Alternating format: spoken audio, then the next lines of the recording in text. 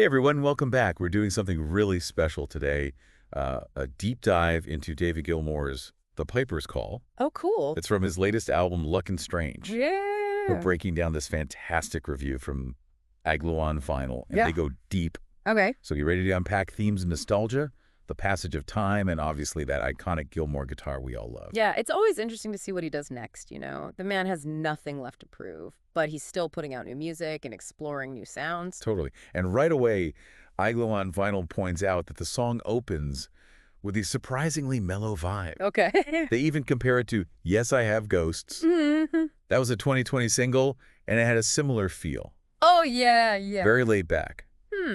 I wonder if he's kind of playing with our expectations there. Oh, how so? Like, we come to a David Gilmour song ready to be blown away by these soaring guitar solos right from the first note. Yeah.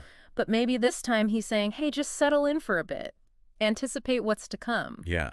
And he delivers, doesn't he? Oh, he does. The review even mentions how those classic Gilmour elements start to come in, especially the lap steel guitar, and you just know something's building. I love that. It's like that quiet moment before the storm hits. Exactly. You can just feel the energy gathering, waiting to be unleashed. And speaking of unleashed, the review really gets into the amazing layers of instruments on this track. Okay. They call it a sonic tapestry, and I think that's the perfect way to describe it. What do you think? Oh, absolutely. And it's not just about, piling on a bunch of instruments just for the sake of it. Yeah. Every layer has a purpose. It adds depth and texture to the soundscape.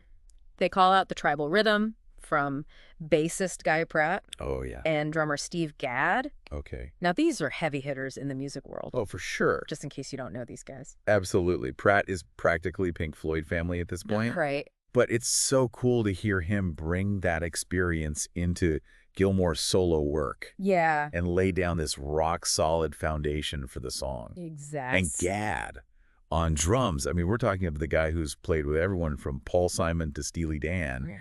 His use of syncopation and dynamic shifts really adds a different flavor. Yeah. Something we haven't quite heard from Gilmour before. And then, of course, you've got Gilmour's guitar slowly but surely becoming more and more prominent as the song moves forward. Right. It's almost like he's letting the other instruments have their moment before he steps into the spotlight. Yeah, it's that masterful control of dynamics that he's always been known for. Yeah. He knows exactly when to hold back and when to let go, and it creates those breathtaking moments that just stay with you. Yeah. And to add another layer, we've got backing vocals from Gilmour's own kids, Romani and Gabriel Gilmour. I love that. That personal touch really comes through, It speaks to the collaborative spirit of the music. It's like this sense of family and shared creativity. It's really cool.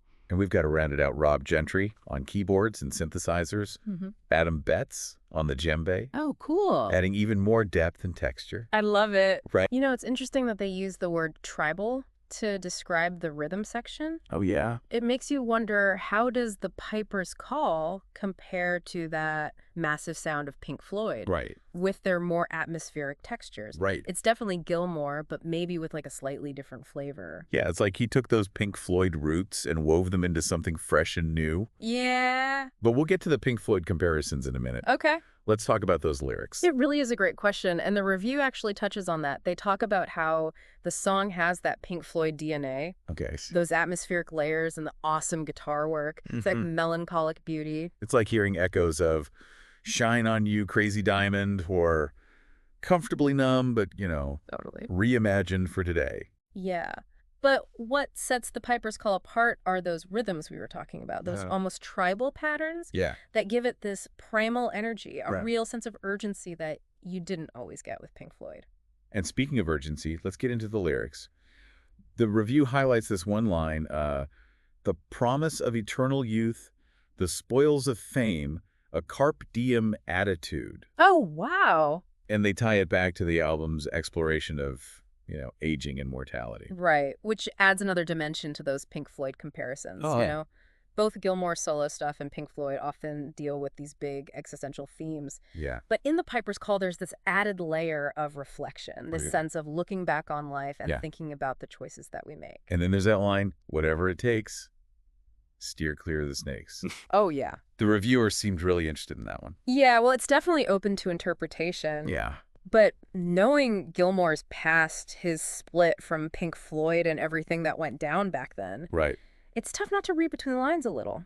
It's like he's hinting at those struggles, yeah, those tough times that shaped who he is. Yeah, and that's what's so powerful about music, isn't it? Absolutely. It can be so personal but still resonate with everyone. Yeah. The reviewer even talks about how the Piper's Call makes you feel nostalgic. Like there's loss and yearning there. Yeah. And it really makes you connect with those feelings. It's that emotional depth that makes Gilmour so special. For sure. But let's be real here. We can't talk about a Gilmour song without talking about that incredible guitar. And this song does not disappoint.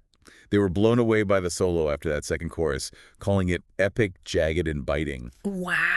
Almost like he poured decades of emotion into every note. It's true, and he's earned it. Right. Even at 78, he's still got it. I know it. That raw power and emotion. Yeah. They even said it sounds Floydian, which I thought was interesting. Floydian. It's like he invented his own genre, right? What makes a Gilmour solo so recognizable? That mix of technical skill and raw emotion. I think it's the way he bends the notes. Yeah. Those long, sustained phrases that just hang there in the air, drawing you in. Yeah. The way he builds tension and then releases it. Yeah. It just leaves you breathless.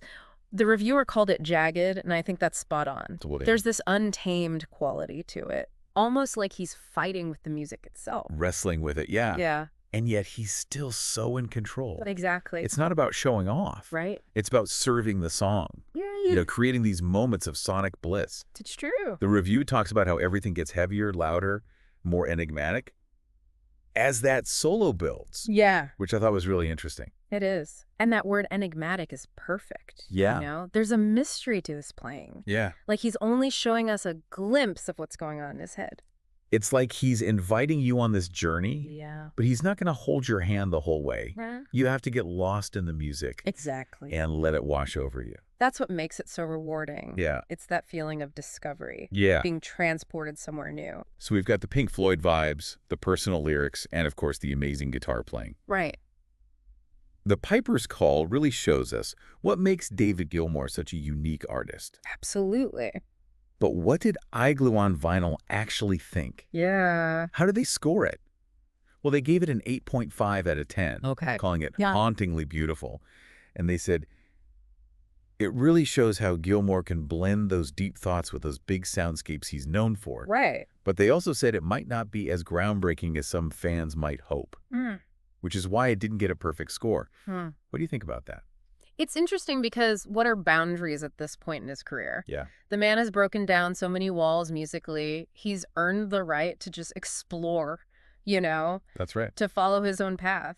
And it seems like that's exactly what he's doing here. It's not about reinventing himself at this point, but just kind of refining what he does best. Right. Adding those little touches that make it his own. Yeah, and you can hear it in those tribal rhythms mixed with his classic guitar style. Exactly.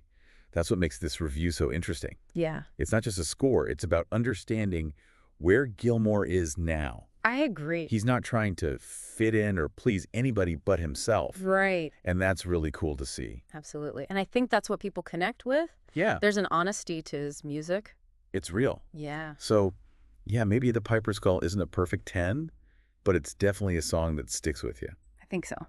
It reminds us how talented Gilmour is and how he can reach people on a deep level. And it makes you wonder what he'll do next. What other sounds will he explore? Only time will tell. That's for sure. But we'll be listening. Absolutely. And we want to hear from you. If you listened to The Piper's Call, what did you think? Head over to our socials and tell us. Until next time, happy listening.